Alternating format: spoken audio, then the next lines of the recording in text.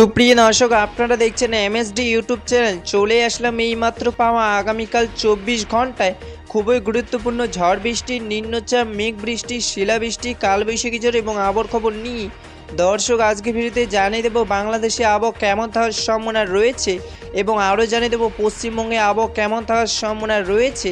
আগামীকাল 24 ঘন্টা আবহাওয়ার পূর্বাভাসে কী জানিয়েছে আবহাওয়া দপ্তর, আরও জানিয়ে দেব স্যাটেলাইট ওয়েদার অবজারভেশন ডাটা অনুযায়ী কেমন থাকার সম্ভাবনা রয়েছে আগামীকাল আপনাদের জেলার আবহাওয়ার পরিস্থিতি।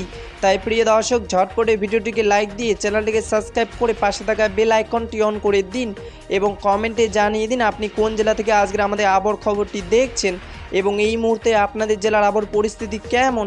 দর্শক এবার জানিয়ে দিচ্ছি এক নজরে। দর্শক এবার সরাসরি চলে আসলাম মেঘ বৃষ্টির স্যাটেলাইট পূর্বাভাস চিত্রে এবং এই মুহূর্তে দেখতে পাচ্ছি আজ এবং আগামীকাল 24 ঘন্টায় বাংলাদেশে 8টি ভাগে 64 জেলায় আকাশ মেঘলা থাকার সম্ভাবনা রয়েছে।